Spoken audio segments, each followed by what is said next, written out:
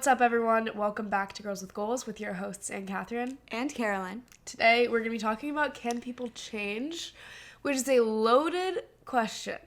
Yeah, it's like one of those big questions that I don't know if anyone can fully answer it. Like, I think it's a mix of science and opinion and experience, and I think it's very nuanced. Like, there's not necessarily a straight answer because I think everyone has a bit of a different experience with it, even if there is kind of like a scientific one way or another. As is everything we talk about. So we're gonna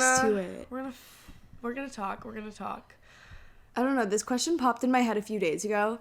When I was going for a walk, it's when I have all my best thoughts, to be honest. Like, it's when the creative juices start flowing is when I'm out on a walk, especially when the birds are chirping and the sun is shining and it's as beautiful as it has been recently.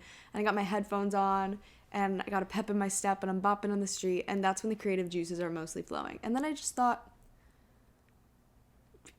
a lot of people say like, oh, like people don't change, or some people are like huge advocates for change. And so I think that there's a bit of a conflict in people's opinions on whether or not people can change. So then I started thinking about it myself, like, can people change? And the first thing that popped in my head was, is it actually change or is it just growth? And my first thought was, no, people don't change, they just grow in a way. And then I was kind of like dead set on that for a second. I was like, wait, I feel like change is fake. Like, it's just growth, it's just evolution. But then I was like, wait, actually, like people can change. I don't know. So it's a whole conversation I want to dive into. I brought it up, and we've been talking about it. So now we're going to bring it to the podcast. It's also something that we obviously talk about, like the subculture or context of everything within our podcast and within podcasts in the space, or just anything within the kind of health, wellness, dare I say self-help space is like growth, change. But you all know that we've rebranded growth and change as just a natural evolution because that's what I feel like it is. A lot of changes or natural changes come down to just like growing up and living in your life and existing and moving through life, and that's the evolution piece. That's not to say that there aren't like huge changes that can be made, and that's what we'll talk about, like more foundational changes. And one of my favorite points is that there are a ton of incredible, amazing foundational things about you that you are set in stone, that you can't change. That's like just who you are foundationally. So we'll talk about all of that. We'll get into everything and try our very best to answer the question, can people change? First, highs, lows, and goals. What do you got? I've been thinking, and I'm having a hard time like finding a high, low, and goal. Not to say I've done a lot this week, but for some reason I just like can't pick one out. That's because normally they come to me, they're pretty obvious. Usually they flow to you. Usually they just happen. But this week, my high of the week is that I walked. Oh, that's so not true. I was gonna say I walked to work there and back every single day, which is awesome, but that's not true because one day was like an actual hurricane. Yeah. And so I did Uber that day. Yeah, but I mean, look, you went every day where like the weather was possible for you to walk. So and then one day I trained home because I was walking home with people, and I wasn't about to be like, hey, do you guys mind if we walk the whole hour? Yeah, people aren't used to that. People aren't used to that. Normalized walking. There is someone new that started like in my team at work, and he also walks. And it's way? No, it's not the same distance, but like it gives I would be shocked. It gives That'd me be a hope. match Like made I in think, heaven. and someone the other day, like she lives kind of halfway on my walk, and she was like, "Oh, we should walk together." Like I'm putting the trend out there. Like I'm starting to normalize walking. I haven't disclosed the distance that I have to walk though, because it is like astonishingly far. Not really. Because when it's nice and when like, that's like your personal time for the day. And my reasoning for it is I don't get to go on like a hot girl walk during the day at all. So that is it's like the same distance as I would take a hot girl walk. And it's like borderline the same route. Anyway, so that was nice to be more on that routine. And then my low of the week, oh my god, so obvious. My high of the week actually would be today.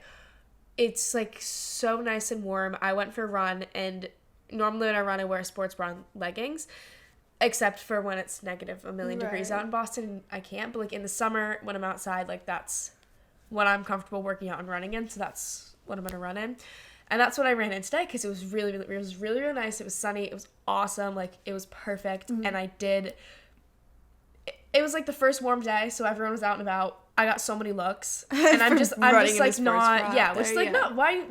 Because they're not used to seeing people dressed like that. It's been like cold. The middle of winter. Cold. Like, I went for a run earlier in the week and I wore a hoodie. I was incredibly comfortable though. I really enjoyed the vibe of running in a hoodie. Sometimes you do. Sometimes it hits. But if you're like not, I was ready to like have sun on my skin. Yeah. Anyway, it was like, I don't know. Sometimes you're like, why are you catcalling from your car? I'm just like, can you let me run? Lord. Can you let me run? It's really, but it was fine. It was awesome. And it was so fun to see a million people outside. Yeah. People have been out and about. They've been out and about. I think my high is in general, with our little daylight savings adding an hour to the day, we've just had like an extra beautiful hour every day. Suddenly the sun is setting a bit later, like a lot a bit later, honestly, like a good 7:30 when it used to be like 5:30. I almost feel like we gained 2 hours somehow because the weather is also changing. And so it's just this shift in weather is like a shift in mood and feeling for me. I'm so controlled by the weather, and I did a really, really great job. I feel like most this people winter. are. Everyone is. How could like, you not we're just be? human beings. How could you not be? I did a really good job this winter, like not being too dragged down by the cold and by the darkness and all of that. And so to like feel like we're on the other side of that and it's already getting brighter again, like I'm pretty happy. I did catch this is another high, guys. Sorry. You're like, I had a hard time thinking of that. One, but then I just forgot what I did. I was leaving the gym one morning, and it's typically dark, and the gym windows, like, even though there are a lot of windows and there's like an outdoor space, they're like kind of tinted blue, like they're tinted, so you can't really see. And I was like, it kind of looks like the sunrise out there. And so I opened the door, and I'm like standing outside. It was a really pretty sunrise that I haven't gotten to see in a while. So then I just like kind of stood, made myself late for the day, but it's fine because I was watching the sunrise. But my point being, I got to watch a few sunrises and a few additional sunsets this week, which is I love them.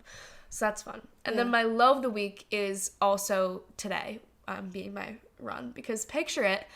And last night we were at dinner, and for some reason my back hurt so bad, and I was so tired, and I feel bad that I was like sitting there. I'm like, if you guys are watching on YouTube, I'm like moving, like trying to contort myself all dinner to like feel comfortable, and I'm like seated in a chair, and it wasn't a comfortable chair, and it was like, can we speed this up? Like, where's the bill? Can we get the bill? Can we get the bill? Anyway, that was silly, and I was just like exhausted, but it was still a good dinner. Oh, and I was nauseous, so I like couldn't even eat. I got a salad with salmon, and it looked so good. It was like a pear salad with salmon, and I ate the pears and I ate the salmon, but I just like, because I was like, I need to get the big stuff, the like main stuff down. I need the protein. I need the pear. It was like the main reason I ordered the salad. Then I took the like lettuce part to go because I just was nauseous. And then this morning, so last night I went to sleep at maybe like 11:30. Right. Not late, especially given that it's a Friday night. Yeah, that's great. Tell me, so I wake up at like 6:37 this morning, a normal time frame for me. Come out to the living room. You like, did look disheveled. Like when you entered the kitchen, like I had been up for an hour or so. Like I had my breakfast in a matcha. I was feeling a little bit peachy. You came out looking like a zombie. Yeah, because Caroline and our roommate were in the living room, and I FOMO like.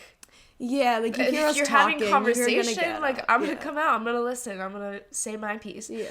And so I wasn't looking the best, obviously.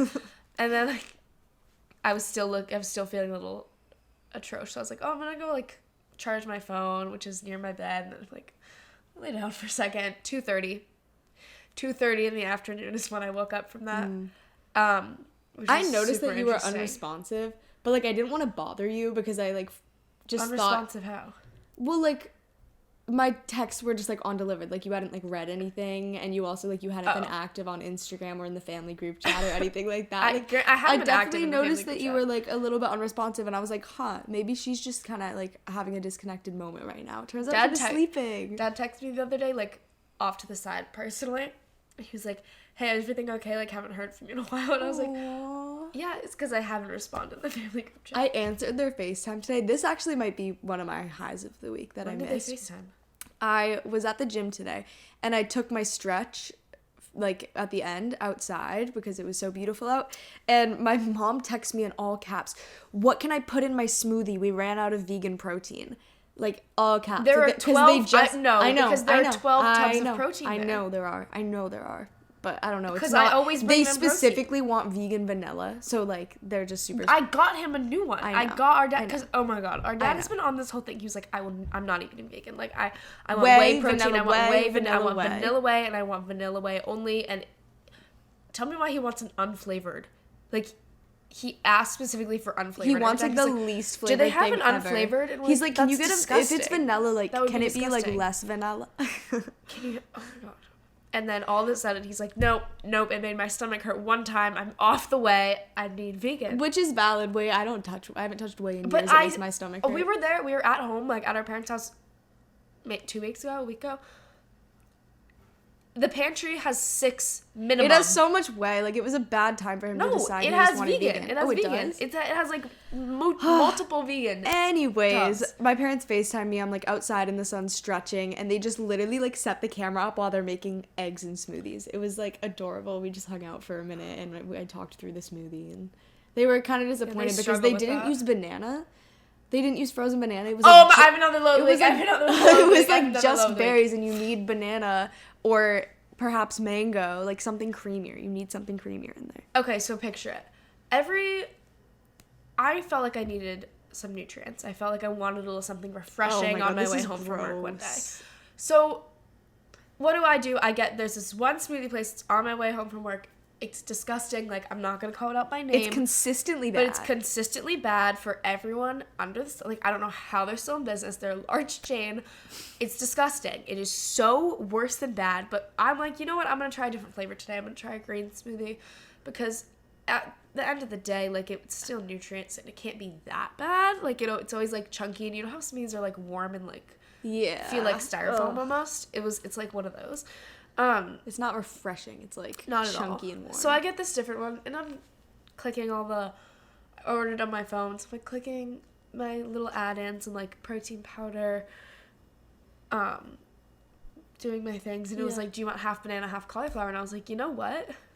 Yes. Should have said no. It was disgusting. I took one sip and I almost vomited right there on the street. Like, it was so bad. It was so bad, and then I took myself to Trader Joe's.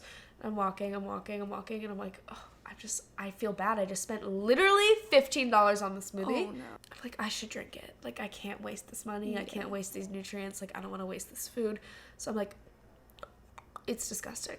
It's so bad. Immediately low of the week. I don't know why I didn't think of that first. Well, bad. I think that you took a smoothie that you knew was already bad, and I made it worse. Like, customized it to have cauliflower in it, and so I think that I feel like that's in a little bit of the way. Vegetables. Yeah, I get it, but not hidden. like if you just snuck a little bit in, like at home in like your own smoothie, and you were watching it and you trust yourself. But I don't know.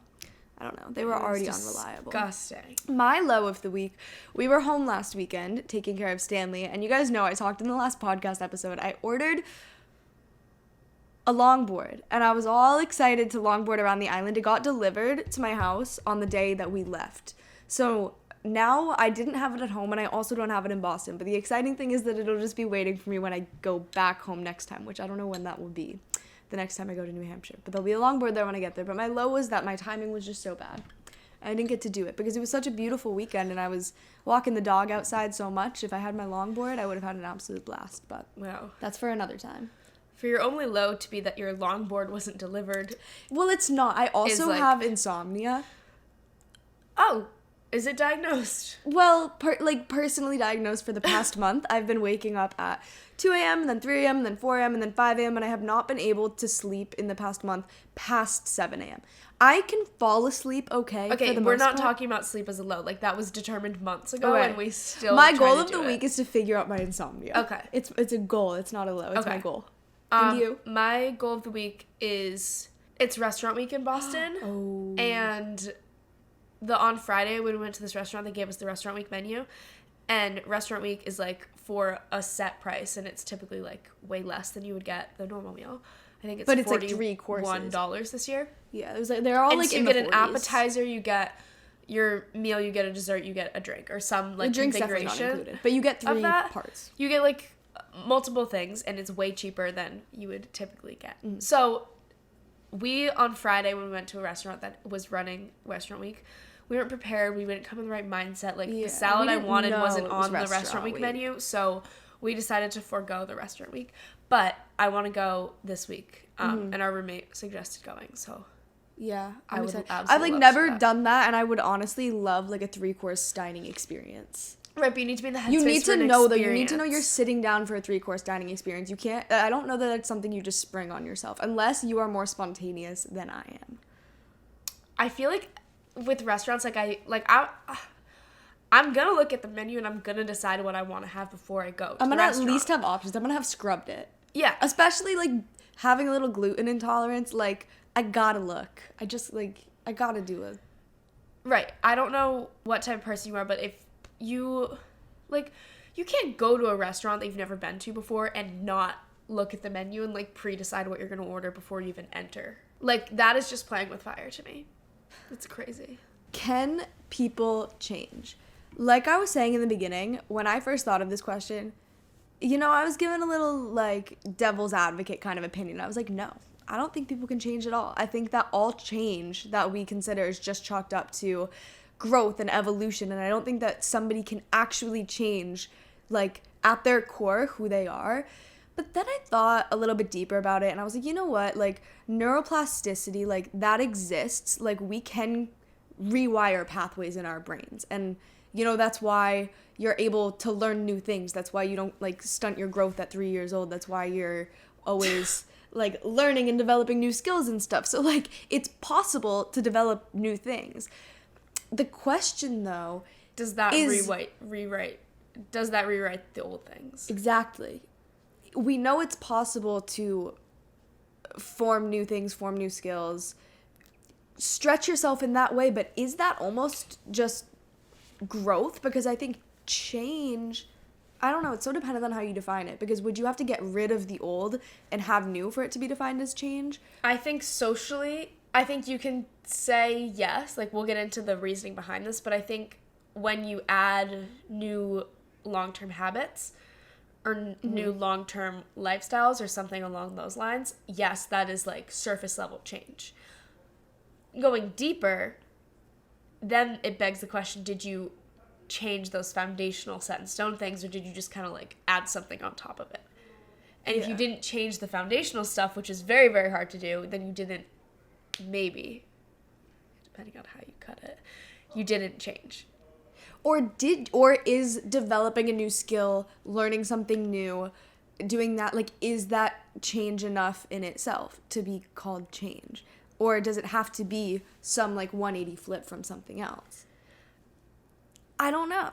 Because also I think a lot of those new things that we develop or new things that we try, they may be tied to something else, and it may be an evolution of something else or a growth of something else. And what I mean by that is, like, if I think at a lot of things in my life, ways that I would say I've maybe changed, I actually can trace them back throughout my life, like, in different ways, and just see how it maybe is more of an evolution than it is a change. Like, if we're talking, like, going to the gym, for example, at 1.3 years ago, I decided to start going to the gym and, like, lifting weights and stuff. That was new to me. That was a change in my life. However, I had always been super physically active and super motivated by physical activity. And so I don't think that I actually changed in that sense. Like, I always had the interest and the motivation in that. It just evolved into that something new. Right. Going to the gym and doing that consistently, having that become part of who you are, part of your lifestyle, that is the kind of surface level macro change. But fundamentally, you didn't change. You just applied yourself in a different way, which still is, like, a manifestation change of those foundations, but it's not necessarily you truly changing. Yeah. And so that's where it can get a little tricky and where both can be true, because I think it is very, very hard to change fundamentally who you are as a person, and I don't think that's a bad thing. I think that's a good thing. What else would define you? You know? Yeah, it's like those like core definitions. It's not who you are on paper. Like, who you are isn't who you are on paper. Who you are is those things that only your friends and people who know you can pick up on. Like your mannerisms yeah. and your temperament and the, like, intangible things of, like, your energy when you walk into a room and yeah. the way your, like, eyes move when you see something you like, or those little teeny tiny things that people don't maybe register tangibly, but they register subconsciously. Mm-hmm. Those are the things that I don't think you can change, and that I don't think you should or need to or want to change, because those are the best parts of who you are. What you can change and what you should evolve and grow, those macro manifestations of your interests, your values. Mm-hmm. What if, though, somebody's natural temperament that they're born with is something that, like, they don't like how that projects into the world, or something that is negative, you know? Like, because we're assuming, like, oh, that's what makes you special, but in a way, there could be things that are really negative for a person. Like, if somebody has really negative mindsets or really angry, like, some, like, short-tempered, those kind of things. That's when you become aware of that, and you put intention behind changing it. Mm-hmm. That's when you intentionally, you know, from yourself say, I want to make a change. I don't like this aspect of me. It's not helping me. It's hurting me. I want to change. And so every time that, you know, trait comes to be, or maybe tries to present itself, that's when you have to come in and override it in the moment. Mm-hmm. And so is that you changing, or is that you putting intention behind? That, to me, is more of the surface level macro change, which is driven by you. It's intentional, it's conscious. Mm-hmm. It still is, you know, long term, when that becomes a habit, when you continue to do that and it becomes easier, maybe you have to think about it less. Maybe it's more infrequently that, you know, you're aware that you're doing it. You have to put extra effort into masking or turning a negative behavior into a positive or neutral one. Those fundamental parts of you remain the same. And over time, of course, things can morph and evolve. And, like, is that part of you growing up or not? And I think there's a mix of both. Obviously, as you naturally grow, you can shape yourself into where you want to go and the type of person you want to be and how you want those things to manifest. But again, it hits on the subconscious and macro level. And when you're talking about that, you said things like, you have to be really self-aware, you have to have intention, and you're almost masking. Like, it's almost like you're deciding, I'm going to control this. Right. I'm going to, like, be intentional about recognizing that in myself and being super self-aware of it, and then trying to react differently and act differently. But as much as you do that, I don't know if I would consider something a legitimate change unless you change, like, your internal automatic response. And I don't know, that's why it's so hard to define, because yes, that's a change if you learn to control something and you learn to present yourself differently. Mm-hmm. But I think that the way that you're hardwired will never completely go away. And I think that's a good thing, because our parents talk about it all the time. Like, our temperaments when we were kids are the same as they are now. Like, the differences between us, those things that, the intangible things, are very different. Like, how we handle situations, those things have been present since we were babies, because that's foundational. Like, what affects our feelings, how we present feelings, that's always been super different. Even, like, when I was 4, I would stick my tongue out in pictures. I couldn't be serious. And now, I can't be serious in, like, serious settings, you know what I mean? And it's harder for me to, like, I was taking my tongue out in pictures, and it was, like, a happy moment of celebration, because I'm, like, not that into being in a cheesy, like, super emotional situation. To me, that's, like, how that manifests. Yeah. Now, I'm, like, if someone were just singing me happy birthday, or taking a picture, I'd probably, like, I would smile, but I would, like, make a face, or I would take the situation less seriously. That's been present forever. Or if we're in a situation, if it's Caroline and I, like, us being twins, and we're talking about something, a lot of the times someone asks both of us a question, but it's a single answer question. When we were 4, she would be the one to start speaking and speak over me. today you hear it in the podcast, she's the one to start speaking and speak over me, like those habits. And we've like had conversations about it, because now that we like have a weekly now that thing you're where we have to adults talk, and you like and you can, those things actually affect your life. Yeah. And so we've like figured out a way, and sometimes if she starts speaking, I will pause and wait my turn, and sometimes she'll know to, oh, maybe I've been speaking a lot, let's give me a chance. But when we were 6, that wouldn't necessarily happen, and I'd be more like upset that I didn't get my chance to speak. But now I understand that's like 2 people trying to answer one question doesn't really work, and we both operate in different ways. So the change in that sense is like how we maneuver a situation, how we are aware of a situation, rather than how the situation actually is fundamentally. Yeah, I agree. And I would say that also makes me think about, like, we did an episode on love languages. Like, love languages, communication styles, I think those can really differ in people. And I don't think that people's core love languages and communication styles change or, like, will change. And sometimes you can really not click with a person. But I think that if you really care and you want to put effort towards it, then you just have to be self-aware of it. Like, I think sometimes we show our appreciation for one another differently sometimes, and that can cause different communication, which we went into so much more in like the love languages episode about how that is like one way that we kind of differ greatly, and there's so many things that we have in common as well. And just with any relationship, whether it's a familial relationship, social relationship, like romantic relationship, a roommate relationship, whatever it is, on the like love languages front, just understanding those are foundational, how people, you know, operate and see the world. Like, they're not gonna completely flip how someone's not gonna completely flip how they operate to match how you operate, just like you're not gonna completely flip how you operate to match how someone else operates. What you're gonna do is understand how they operate and understand how to work with them, and they're gonna do the same for you.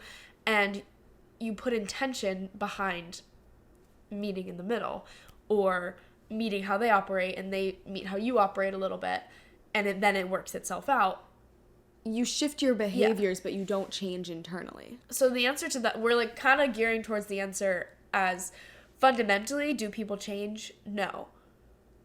Can people make changes in their life? Absolutely. I was going to say absolutely as well. Absolutely. But then, like, I think that there are situations where people can fundamentally change. I think that, though, is much more driven by, like, things like deep trauma. Because, again, I'm thinking of that legitimate internal change as something where you erase the old beliefs, you erase the old patterns, and like they're fully replaced by new ones, which I think that even if you build new habits and build new thought patterns and build new values, I don't think that you ever fully erase the old ones. You've just taken a lot of work and self-awareness to kind of override things, but I don't think that they're fully disappeared. I think that the only time where you have that full deep internal change is when you've gone through some sort of trauma where, like, as a coping mechanism and as like a safety thing, your brain legitimately has thrown out that information and you've had to change. And like that can take a really positive turn for people. Like when you look at, you know, certain things like addiction or something like that, like some people hit some sort of rock bottom and then it's almost like they wake up and they fully have this change of their belief system. But I think sometimes, unfortunately, like it takes something like that to have so much deep internal change.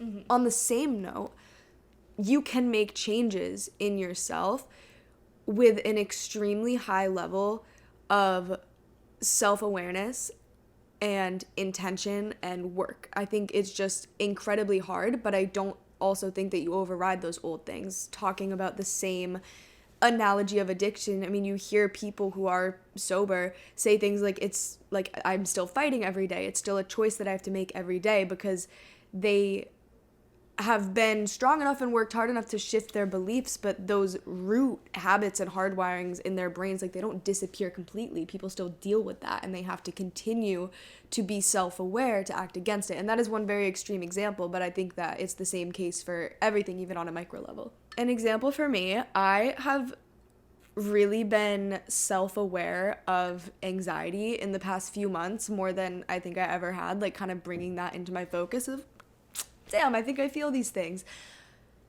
But the more that I have really thought about it and unpacked it, I see that traced through every chapter of my life just manifesting in different ways.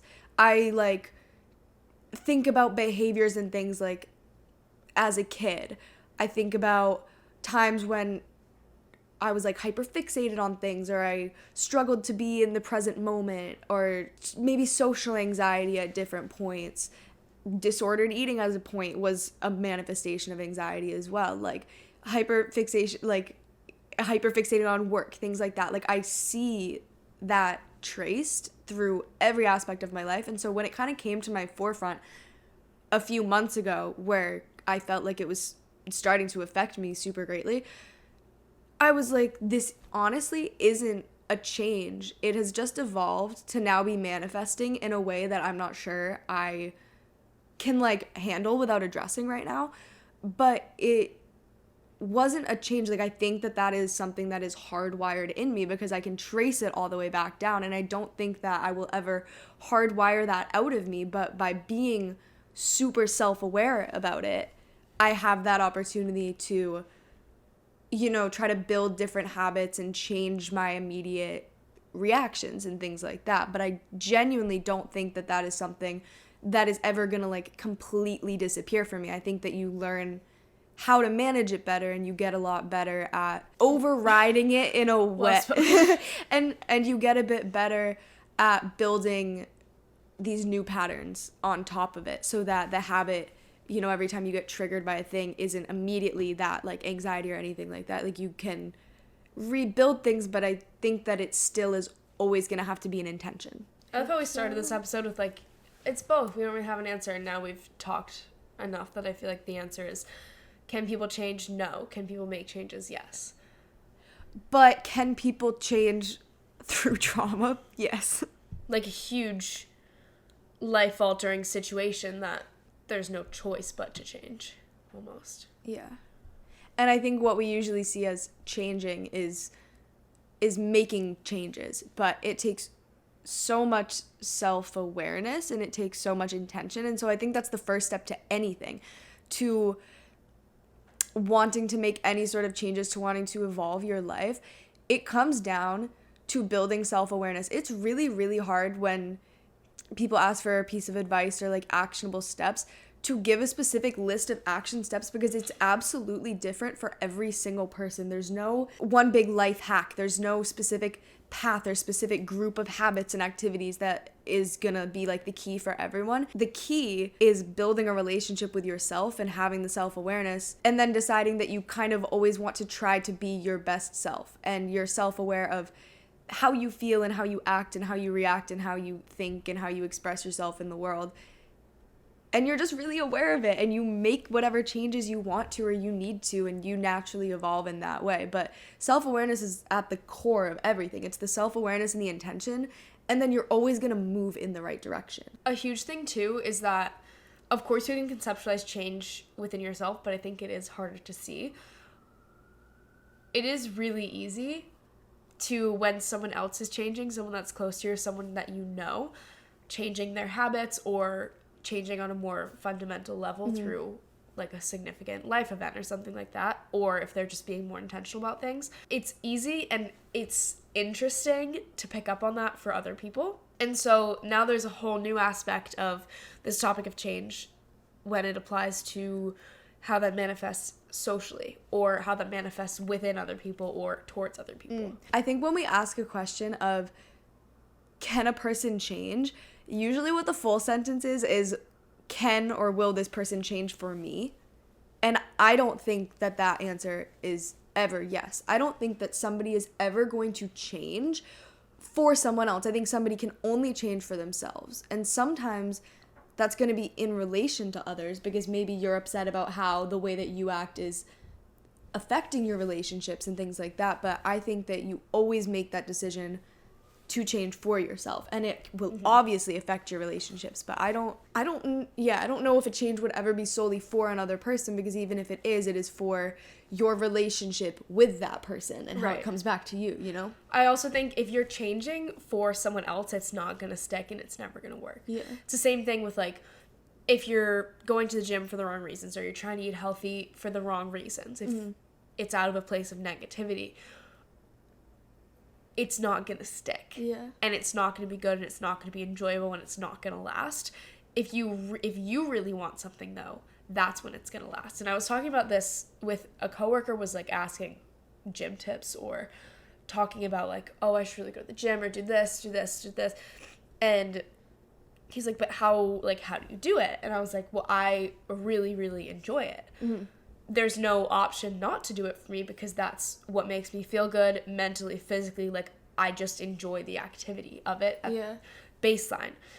And with any change you make, if you're not truly, truly wanting it, if there's any part of you that is wanting it for the wrong reasons, or wanting it out in spite of something or for someone else, if it's not truly, like, what you want to do 100%, it's not going to work. You're not going to make the change. It's not going to be effective. It's not going to last. So therefore, if you're changing for someone else, whether it be like they asked you to change, or you're wanting to change so that they can like you better, or, you know, accept you more, whatever it may be, it's not going to last, and you're not going to enjoy it, and it's not actually going to be effective if you're not changing for you and because you want to. So can people change? In a way, because people can change how they act, how they project, how they express themselves in the world, how they think, what they value, but there are core